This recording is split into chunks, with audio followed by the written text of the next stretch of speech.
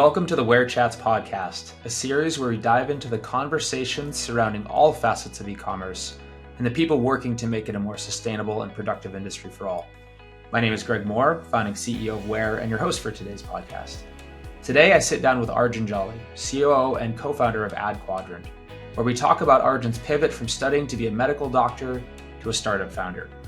Arjun and I also talk about the importance of a well-defined brand experience and how his perspective on life changed after becoming a dad. This episode is packed with great content. Tune in and enjoy. Hi, and welcome to WAIR Chats podcast. Today I have Arjun Jolly with me. Arjun is the COO and founder of adQuadrant. He's an investor in Hims and Bolt, experienced marketer, and he also balances work as a husband and a father. So welcome to the show, Arjun. How are you today? Good, Greg. Thanks for having me. And I got to say, the father part is by far my favorite. So yeah, it's funny. We were having some conversations before this, and I think we started riffing on the kids.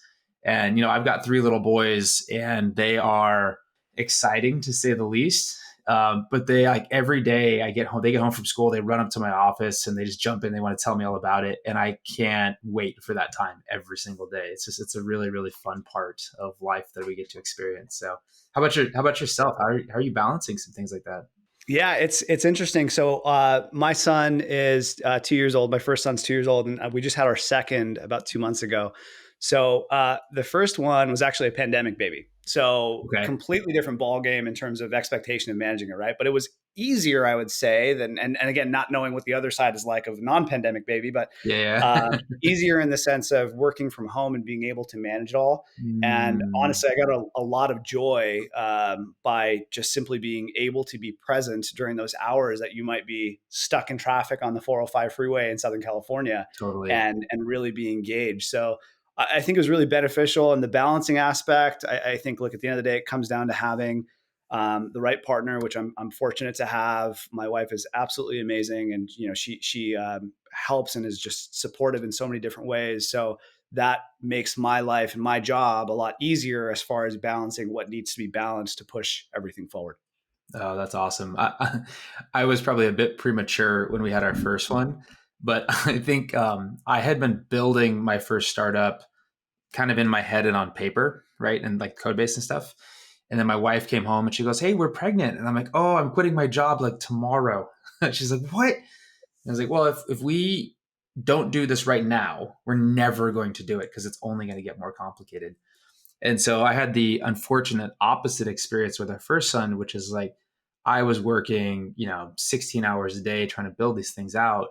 But I'll never forget, I sacrificed, and my wife did this for this matter too, is unbelievably supportive, but everything else, it was like family, work. And then when we had our other 2, right, we were a bit more established and I could really make sure that we completely built the family unit from the ground up at all times, which was really, really cool. So got to experience kind of 2 sides of that, which was very interesting. Yeah, that's amazing. Yeah, it's definitely one thing I realized is that when you first become a father or a parent, it lights a new kind of fire under your belly. Yeah, just a completely new fire. And a friend of mine told me this before we had kids. He said, when you have your first child, you'll see a substantial change in who you are as a person. Yeah. And it rings very true. I mean, when you kind of enter that phase of life, priorities shift, time shifts, how you allocate time and just, choose and do certain things completely changes. So yeah, been an amazing story. But yes, as far as, background wise, from a business standpoint, husband, father, that is by far my favorite from the journey, because you get to see the impact that you can make on another individual, another human being through a completely different lens. Yeah, totally. I love that. Well, that leads me into my first real question here. And I love kind of, and I took this from Ramon Vela. I was on his podcast on the Story of a Brand. And the first thing he asked me was like, well, what, name something that you're grateful for. And I kind of give you that. I was like, well, I can't just completely repeat exactly what you said. But I'm a big guy in mottos, right? And one of the mottos that I grew up with was this motto called return with honor. And so my dad had this like big poster of it. So every day that I left the house, I would see return with honor. And it just played a huge role in my life. And I want to see, Arjun, in your life, are there any mottos, are there any mantras that sort of stayed with you through your childhood and your education and early life, where like you're still embracing those and they turned you into the person you are today? Yeah, definitely. It's not as short and succinct. It's a little bit more of a quote that I live Mhm. by, and I couldn't tell you who it was that said this, but I read it somewhere and it stuck with me pretty much forever for my entire life when I read it. Essentially, it's about comfort zones, and it says that everything that you want in life is outside of your comfort zone, and if it Mm, wasn't, then you would already have it. Embrace the discomfort and learn to be comfortable with being uncomfortable. And mm, that's a motto that, when I think about it and how I operate, my goal is to grow every single day.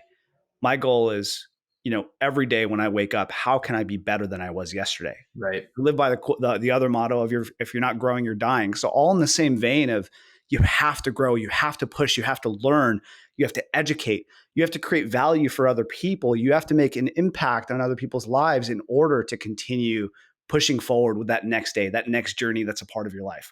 Yeah. So for me, it's really about how do I actually crack the code on introspecting and get to the point of learning to be uncomfortable every single day. I love that. So, all right, some people are going to listen to that and say, "Oh my gosh, that sounds exhausting," and other people like me are gonna be like, "Pff, exhilarating, like let's go." Yeah. How do you communicate that based on your audience? Like, how do you kind of structure that? Because it's Yeah. really different based on who's hearing it. It's a great question. And look, here's the truth. For me, it's exhilarating, but I think, Greg, you feel the same way, but at the same time, it can be exhausting as well. When we Yeah. push so hard every single day, everybody gets tired. We're all human beings. The key is really understanding what your currencies are and what your motivating factors are. So when we're trying to motivate other people to get out of their comfort zones, there has Hmm. to be a why. Simon Sinek, start with why. Mm, Really getting hmm. clear on what's the purpose that you're actually taking this approach. Why are you looking to push so hard? What's at the end of the road for this journey that you're embarking on and this push that you're taking? So I think a key component there is really starting with why and getting a deep understanding of the motivating factors, the currency. Is your currency spending time with your family, and by doing all of these hard things, you're going to be able to do that, for a greater period of time at a sooner Mm, period in your life and retire sure. early? Or is it money, or what is it? And really back into that to determine why are you taking the approach for growth? Why are you pushing so darn hard? And also be aware that it's okay to be exhausted. It's Yeah. okay to take a break. Yeah. It's okay Yeah. to work out. It's okay to go for a walk. It's Totally. not a 24/7 thing. You got to take care of your mental and physical well-being in order to push hard and be the best version of yourself. I love that. One of my biggest questions anytime anybody comes to me with anything is why. And there's so many books and journals and everything written about the power of understanding why. And it wasn't until later in my life, probably in like my mid 30s, where I really understood the power of that question Yeah. and being able to cognitively like answer it. But no, I love that in particular. So, Arjun, when you're, one thing I'd love is kind of just a background of you, right? I had a really great sort of introduction there, and you've done and experienced a lot in your life. So maybe, walk us through that background from your point of view, from your vantage point. Yeah, sure. So definitely not the traditional background where I went to school for marketing or computer science or anything like that. I was actually a biology major that was studying to become a doctor. Mm, Did my undergrad at UCI down here in Southern California in Irvine, and going into my third year of college, I had started a small internet business on the realm of couponing and affiliate. So got my kind of toes wet there, and realized that I didn't, the way the medical system was going and health insurance and whatnot, I didn't really want to be in school for another mm, 10, 12 years, uh, graduating with a massive debt that I'd have to repay and starting my life essentially in my mid 30s. So the commitment I made to myself was change my major to economics because I loved markets and numbers and just how things tick. Kept going with that business, and promised myself that by the time I would graduate from medical school, I need to be in a better position than I would be by taking this new route. totally. So from there, my brother and business partner, he had already started a business in the internet space as well, and essentially joined forces. And he and I have been working together for the past over 15 years at this point. and have just been focused on, how do we really build companies that have meaningful impact and that withstand the test of time? How do we create tremendous amounts of value in a variety of different fashions? Background wise, for both of us, really came from the affiliate marketing space. Mm, So we approached, everything that we did with marketing and media buying with the mindset of profitability and return on ad spend first, mm. because we weren't really in the branding space. We're not the guys that Coca-Cola would turn to for their next polar bear for the next 80 Yeah. years, right? We're not that creative, longevity visionary shop like the Mad Men days. We're the guys that figure out how do you reverse engineer meaningful media strategies that are profitable, that tie in the brand value side of things with the performance side of things, that cohesively integrate multiple different media platforms, that really Mm, take into account measurement and attribution and how creative comes into play. So for us and our entire background, it's been built on that. It's been built on this performance first mindset. mm. Um, that could be why I have the bull in the background and my motto is getting out of the comfort zone. But we like high performance in all things that we do, and that's ultimately what we seek in terms of outcomes for any partner that we work with or client or whatever it might be. Got it. I love that. I think that I tend to be a very pragmatic person. And so where there's a lot of love to have for branding, it's hard to turn a knob and determine whether or not it was successful, right? You can't just turn Yep. it on and say like, yeah, that worked. And then you get to the performance side of the house and there's, a million different knobs to turn, but you get to see the impact of each one of them. So, coming from a numbers and a background like that, I can totally understand that. Yeah. Have you experienced that? Like, so you guys start with that, but as you've grown the business, have you had to lean into some of the branding side to be, I don't want to say a one-stop house, like a one-stop shop, but are you starting to extend like what you offer into the branding realm because that's also a piece of importance and it needs to work hand in hand with the performance side? Yeah, it's a great question. And just to clarify, we recognize the importance, even when it comes to performance marketing, right? I mean, Mm, branding is absolutely an element. Um, but the key for us is recognizing that element and focusing on what we do best. We're not we're not going to be the branding guys. We're not positioned to be the branding guys. We are the folks that are focused more so on how does the foundation of your brand complement your performance marketing strategies. mm, So we're not going to be a shop that's handling PR for a brand and those types of things. It's specifically, very specifically, the positioning of your brand in terms of how it conveys a certain emotion to your audience. Think of it as the overall web experience, the overall brand experience essentially is what we're going to be looking at. Because without that brand experience in the first place, without that positive affiliation or the story or whatever that might be from a foundational element, your performance marketing is likely not going to be able to withstand the test of time. You yeah. need to make sure that you have the foundation of who you are in market from a brand standpoint in order to pour the gasoline on the fire Mm, of multiple different angles and strategies around performance marketing. So right. for us, when we pay attention to brand, we're paying attention to the overall foundation of the brand. And that is something that we look at and we hone in on and make strategic recommendations about.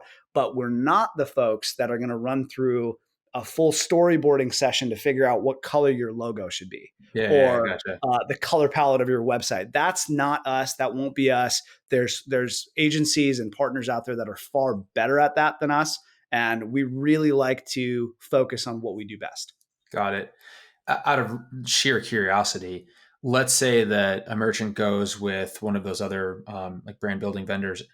How do you then communicate with the results of that? Like, how do they pass that information over to you so that you can be like, okay, yeah, this is pretty good. This works. We can work with this. Let's move on it. Because I could see that going a many different ways. Like part of it is like, you sure that's what you want to do? And other times you're probably like, oh, it's great. Let's move. But Yeah. how do you do that handoff in a sense? And just to clarify, is that question specifically around the brand components of if a merchant goes with an agency to build their brand and then comes to Yeah, us? that's right. Got That's it. right. Yeah. Good question. And look, at the end of the day, it's all in the data. We're not, you may think that you have the most beautiful brand it looks so great and it just has this look and feel. But what if nobody cares about it? Like, what if it Mm, what if it conveys no emotion to the end consumer that's actually coming to your brand. And to them, they're seeing it as just a, another website or another e-commerce store. So the key for us is when we're looking at it, there's obviously the basics of the foundation. I don't like the term best practices, but there are the basics and the foundational elements that we have to look at. And if it's beyond that, we're gonna back it into data. We're gonna run pressure tests, smaller increments at first, if it's a brand new Mhm. brand, or if there's historical data to look at, we'll look at that data and leverage it to drive the future performance. But that's what it's going to come down to. It's going to come down to what does the data reveal, and put the emotions aside of the founder blinders that Yeah. sometimes we have when we're building companies, right? Where we think that, everybody thinks their baby's beautiful and baby's most Totally. intelligent. But the truth is, it's like, you got to take those blinders off and really Yeah. allow the market to speak for whether or not you have product market fit. Yeah, it reminds me of a story back when I started my first company with my co-founder Tyler. Don't blame me for this, but for some reason I love the color combination of like a purple and an orange. I can't tell you why.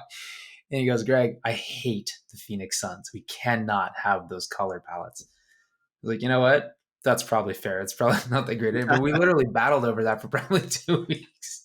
And at the end of the day, it didn't really matter. But you get those emotional ties where for some reason, whatever it is, you fall in love with something. And until you look at the data, until you look at the response of the customers in the market, you don't really have the objective lens to make any decisions and changes thereof. 100%.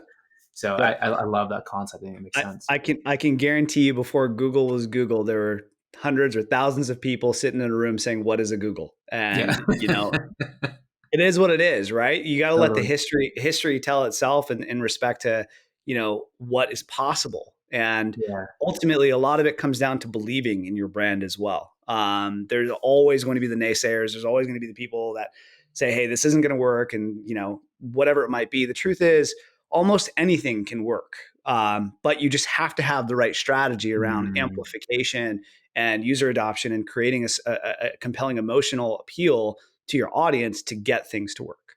Yeah, that makes total sense. So given that, it sounds like a lot of the customers or brand partners that you work with are relatively well established, if not very established. Where does it make sense for a brand merchant to come into the adQuadrant ecosystem? Yeah, good question. We ultimately work with brands that we call challenger brands. Mm, So challenger brands to us are those which essentially the brand or the founders themselves have ambition that exceeds their available resources. They want to grow. They want to challenge the market. They want to do something different. And it's okay if you have a standard product like a t-shirt, let's say, but are you a t-shirt company that's going to be the next True Classic Tees or Cuts as examples, or are you just mhm. another t-shirt company? Right. So for us, we're looking at the brands that are approaching the market in a way where they have a product, they're already in market, they're having either difficulty scaling, or they're hitting plateaus. They don't know how to unlock scale. They've gotten to a certain point, maybe six figures a month or more in ad spend per month, and they don't know how to get beyond that. That's Mm, really where we lean in. Ultimately, Greg, our approach is that we're a little bit more of a strategic business consultancy and e-commerce brand builders mhm. than a an agency or a vendor, so to say. So when I say the term brand builders, obviously going back to our conversation around branding, a little bit Yeah. of a misnomer, but the brand itself, when it's in market, performance marketing, and everything that we do through creative, media buying, omni-channel strategies, measurement and attribution, et cetera, that amplifies the brand. We're getting the brand out there, right? So our focus is, how do we build these e-commerce businesses? How do we build these e-commerce brands to the Mm, level of what they're actually capable of? And how do we help them to challenge the market or challenge the status quo and implement new strategies, whether they're creative or media strategies, to garner new users and to acquire new users that may not have been paying attention to them otherwise. right. That's really, really fascinating. Over the past probably, I don't know, 9 months, I've started hearing more and more and more about like both on the vendor side and then also on the brand side, but these like brand aggregators, right? Mhm. And so in a sense, it's like, all right, we've developed a playbook that we can put into place and we know it's going to multiply this brand by some X, right? Do you ever see iQuadrant leaning into that as like, you know what, we know this playbook, we would have more control if we owned this brand? Or is it really, no, we just want to work with the founders, with the executive team to grow their brand and their vision and their baby? Great question. It's the latter. It's really focusing on creating that meaningful impact for the businesses that we serve, the clients that we serve, the founders that we serve. Because at the end of the day, our impact and what drives us is the value we can create for others. Mm-hmm. That impact is magnified when we're able to impact a founder who has a team of 30, who then, as we're growing his business or her business, um, we're able to impact their entire team. Mm-hmm. And it goes beyond just us saying, hey, let's just build another brand and do it internal and run it ourselves and have that impact, versus working with many other partners to really help them to change their lives and the lives of those that they serve as founders and leaders. I love that. I mean, it's an expansive approach, right? Like you come in, you draw a line in the sand, you make the changes that are going to materially impact the champion's life, whoever you're specifically dealing with, that then Yep, rolls out through the rest of the organization. I think that's fantastic. I love that. exactly. Yep. Super, super cool. So what are like one of the questions that I think is like pretty common throughout the industry is, what do you do to find those customers, or is it really referral based? Do they kind of come to you because they just know who you are, who you work with? What are your Yeah. outbound go to market strategies versus your inbound go to market strategies? Yeah. Great question. The truth of the matter is, from the time that we started our business back around 2015, we have done very little to almost zero marketing for Hmm. adQuadrant as a brand or as a company. All of our growth and success have come strictly from word of mouth and referrals, and that's wonderful. It's a wonderful feeling for us because it speaks to the value that we've been able to create for our partners and our clients, and the reputation that we have for really kind of meeting the demands of success. But to answer your question, it's primarily focused on referrals and introductions and folks that are in or out of our networks that need help Hmm. solving a complex business challenge pertaining to how do they grow their business. And that's really where we lean in to help them to reverse engineer what strategy it will take to achieve their end outcome. I love that. It is kind of funny where you guys get paid for performance advertising, and your best channel for performance advertising is referrals, which is non-paid. But no, I mean, every good business, right? I mean, if you can lean on referrals, like, geez, like do it. That's going to be by far the most qualified opportunities that you're going to work with. So Yep. that's fantastic, and it means you guys are doing something great. What gets you most excited about the next like 12 to 24 months? I don't really like going past that because who knows? But Sure. in the next 12 to 24, where are you really pumped to sink your teeth into? Yeah, it's a question that honestly I've been thinking about a lot lately, just because of what's happening macroeconomically. Um, Ultimately, look at the history. If you look backwards beyond 12, 24 months, 10, 20, 30, 40 years, look at the history of cycles, right? And what's occurring now is we're starting to enter a cycle, if not already in Mhm. one. So what's ahead in the next 12 months is absolutely uncertain. Macroeconomic factors are pointing towards the scary R word, recession. Mhm. And obviously, there's been a tremendous amount of layoffs in the space. But the truth is that with this downturn and what's occurring in the market right now, I look at it as a little bit more of a level setting, specifically for e-commerce. Yeah, I agree with that. Um, there's a level setting of the pandemic itself accelerated growth at a rapid pace. But if you look prior to the pandemic years, e-commerce was still growing year over year. And the interesting thing about this is that, looking ahead, if you leverage that historical data and use it to plot out what the next 24 months and beyond will look like, it's just a matter of let's normalize the growth rate, and e-commerce will continue to grow. Mhm. So the way that I'm looking at it and thinking about it is, while we're in this downswing of leveling, this is where great ideas can be born and Yeah. great businesses can be born. And some of the greatest businesses were born during times of economic recession or at the beginning of a economic uptick. And if you look at Uber and Airbnb in the years they were founded, I think they were both founded roughly between 2008 and 2011. Yeah, it's right after the Both last of one. Yeah. those exactly, yeah, and both of those businesses specifically, I mean, they started during that time. So this is the time where, if people are impacted by their positions being cut, this is the time to be an entrepreneur. This is Yeah, the I agree. time to go after it and get it and come up with your idea or build that idea that you've been thinking about for a really long time but couldn't get it off the ground because you were stuck in an office from 9 to 5, right? Or Yeah. whatever it might be. So the way I'm thinking about what's ahead and what's next is that this is a massive catalyst for greater opportunities to be born for everybody in every industry. And it's going to be a period of innovation. It's going to be a period of disruption in many ways. And it's also going to be a period in which those that are kind of going for the grand slam, that they're able to capture market share Mm, because their competitors are also retreating. And this is where the term challenger brand comes in, right? Challenger brands, they're challenging the market every single day with their product or service or whatever it might be. And during this period, this is where challenger brands will really thrive because they're actually going after it during the time of recession. They're challenging really everything in their own respective market as their competitors might be receding.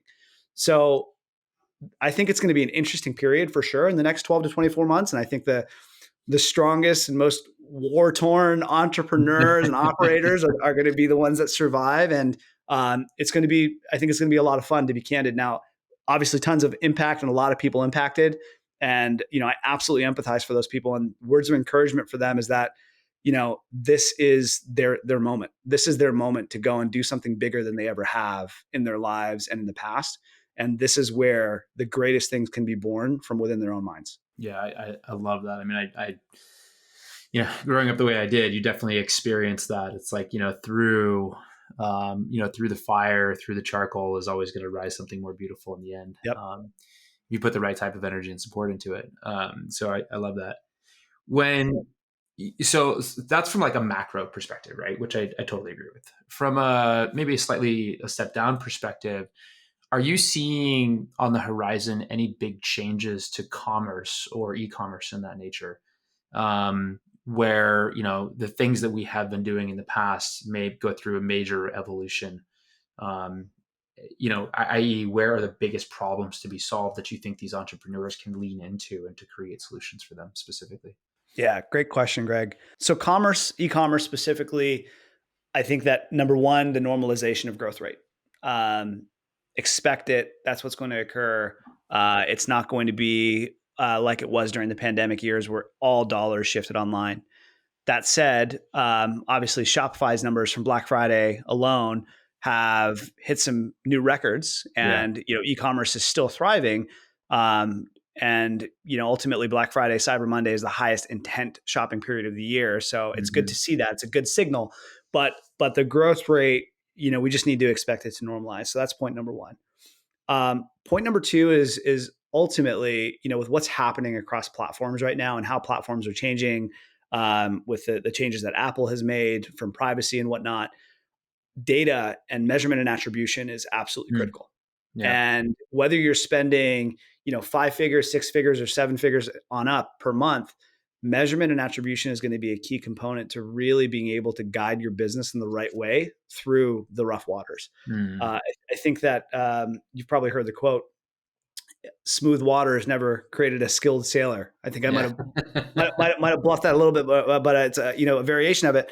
And point being is that with what's ahead, even at the micro level of commerce, this is going to be a challenging time in which you have to lean in to certain strategies and leverage the data that's available to you and that you may need to obtain to really kind of navigate your ship and guide it through these waters. So Mm. that's kind of what I'm seeing there. Creative is going to be a huge component of this, especially as more brands are shifting budgets online and starting to go offline a little bit now as well, but shifting budgets towards grabbing consumers' attention. Ultimately, consumers are, professionals working from home, et cetera. and a lot of time is spent on screen. So you have to be able to figure out what creative strategies are going to be available to break through the noise and get that psychology of the consumer shifted towards a purchasing behavior and create the emotion of intent for them to convert as a customer. So those are some of the things that I'm looking at very closely in the next 12, 24 months. That makes sense. So we were just literally having that same conversation this morning around data, right? One of the big kind of drivers for us is how do we start to open up the data from our platform to make it more omnipresent and conjoined with the other data that's being captured on site such that people can make decisions based on that. And I was like, is there a BI tool or a data warehouse or some way to analyze this information that is starting to rise to the top? And we're like, there's Looker for bigger brands, but if you're not, like, you're kind of cobbling stuff together all the time, which is interesting. But your sailor story. So I've never told you this story, but my first time ever sailing, I was on a boat with my buddy and his dad, and they're professional sailors, mind you, right? Never been on a sailboat ever. And just to abbreviate the story, my buddy's dad goes, "Hey, Greg, mind the boom." I was like, "Keith, I don't even know what a boom is." And he goes, "It's the big swingy thing with the sail on." I was like, yeah, sure, I got it. I'm like just kind of resting with my hand on it. We go over a little wave, maybe 3 feet. Boom comes swinging around, knocks me in the belly, totally off the boat. And I'm literally sitting there with my fingertips holding onto this guy wire. And he goes, "What the hell are you doing? Get back on the boat." No empathy, no sympathy. He's like, "I told you to mind the boom, mind the boom. We're sailing. This stuff's dangerous." I was like, okay, I got it. The next 24 hours of that race, dude, I was like, okay, I'm just verbatim listening to everything. Well, look, sailing's tricky, and you'll have to pardon all my water analogies because my father was actually a ship captain for 20 years. He used to sail cargo ships around the world. I've sailed 30-foot Catalinas before. Yeah. And the one thing, like, even when you say mind the boom, obviously, you know the lingo, but sailing lingo is completely different. Totally. I mean, they use terms. It's kind of like rock climbing where, on belay, belay on. It's like, if you're a normal non-rock climber, it's like, what the hell does that mean? Totally. As soon as you said that, there's just these flashes come to my face of hanging off this like 22-foot man. like, oh my goodness. I'm sorry to bring back harsh memories. Yeah, I'm glad I can say them with a smile on my face. I'll put it that way. So, Arjun, before we wrap up, one of the other things that you have that you spend a fair amount of time in is in investing. And so obviously was a part of HIMS and Bolt, which you got in pretty early. But again, kind of did that same concept, not necessarily looking in the past. Like, what are some opportunities that you're looking into from an investor landscape or investor lens for the next several months in that sense? Yeah, good question, Greg. I think, look, at the end of the day, the investor landscape, no different than commerce and other industries, has changed dramatically. I mean, over the past 24 months alone, valuations have changed. Demand has changed. Dollars being allocated has changed. Everything's not what it was in 2019, 2020, and even some of the years prior.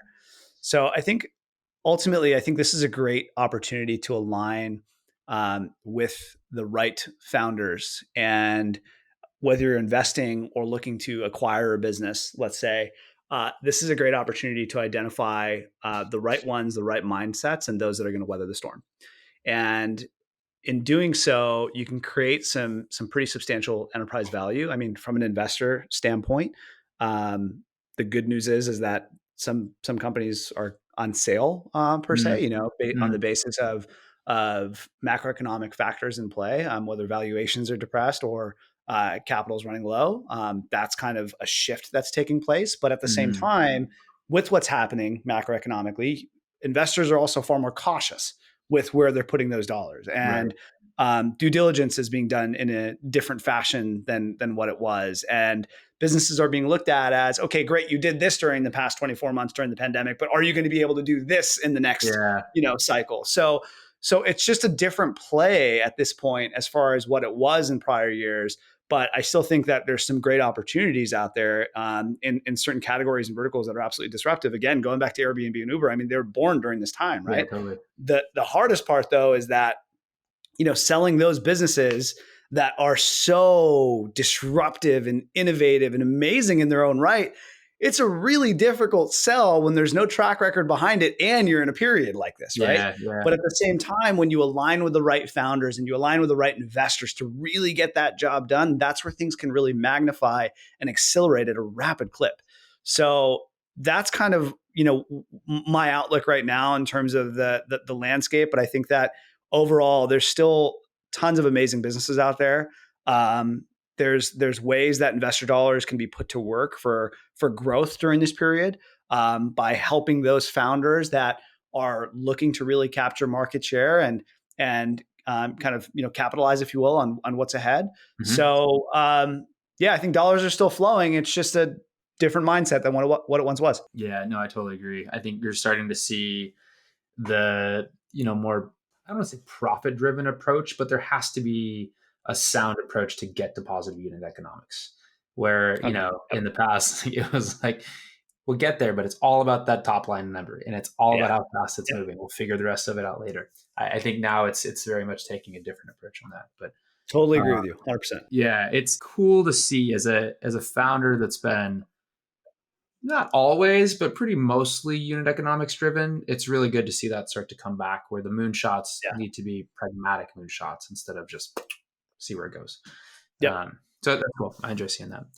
Well, Arjun, look, this has been amazing. Thank you for all of your insight. I really appreciate it. And to wrap up, you're going to see from my bookend questions, I'm very much of a family sort of harmonizing guy.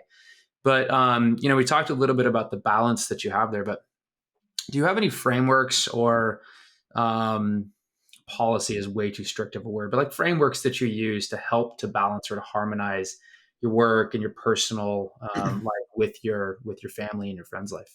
Yeah, I do actually. The first, it comes from one of my favorite books, Stephen Covey, Seven Habits of Highly Effective People. Mm, There's a matrix in that book, which is essentially the time management matrix, and it's four squares, and it ranks things from important and not important, and urgent and not urgent. mm, And it's essentially a way to prioritize the things that are important and urgent first, and deprioritize the things that are not important and not urgent last.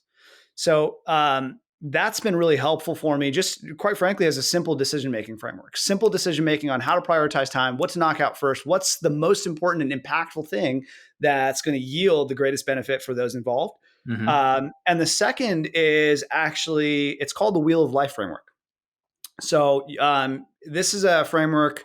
I forgot what year it was established, but it's deeply rooted in psychology. I learned it from Tony Robbins, and what it is it's essentially a wheel with different slices of the pie, and the center of the wheel is ranked at 0, and the end of the wheel is ranked as a 10 on mm, each slice of that pie, each line. And each category is broken down between the things that are important to you, like family, relationships, spirituality, physical well-being, financial well-being, etc. And you go through and you rank yourself 1 to 10 on how you feel you're doing in each of these areas. mm, And what typically happens is you come out with a wheel that looks like some kind of, zigzag yeah. seesaw, and you realize something, that if that was your wheel and that's how you were rolling down the road, it's going to be a really bumpy ride, right? If you're rolling on that zigzag seesaw Mm, diagram you just drew, it's going to be a really bumpy yeah. ride. But what you ask yourself in that framework is, are you okay with that? Are you okay with that bumpy ride? Because you can't be Mm, good at everything, right? right. So sometimes it's okay to prioritize maybe your physical health first, and that's the most important. You got to be the most impactful there and sacrifice other things because maybe you're in a circumstance of a health issue and you got to prioritize that, and it's going to be bumpy for that period of time. Or are you in a period where you bring everything down from trying to be a 10, you're a 6 across the board, and you're a smooth 6, right? So that's another framework that actually I run some of our team members through as well. As people are charting out what's important to them. People are charting out their lives. People are charting out how to make their impact and what they want to prioritize. That's been a hugely useful tool, which is, again, it's deeply rooted in psychology. You can Google the diagram; it's everywhere. But those two frameworks are two important ones. I love that. The first one I definitely heard of. The second one I think we briefly touched on it last night, but now I need to dig deeper. I love the concept and the understanding of it's going to be a bumpy ride depending on where you focus or can be, right? but then is that okay with you, right? As I think the piece of the pie that is very seldom followed up on, right? You may see Yep. this spider chart or this wheel chart. It's all over the place. And oh, I have to fix it. Well, maybe you don't need to fix it. That's okay. Yep. Yep. I love that. Very, very cool. Well, Arjun, again, man, look, thank you for your time. I really appreciate it. I learned a lot through this. Really looking forward to future conversations that we'll have.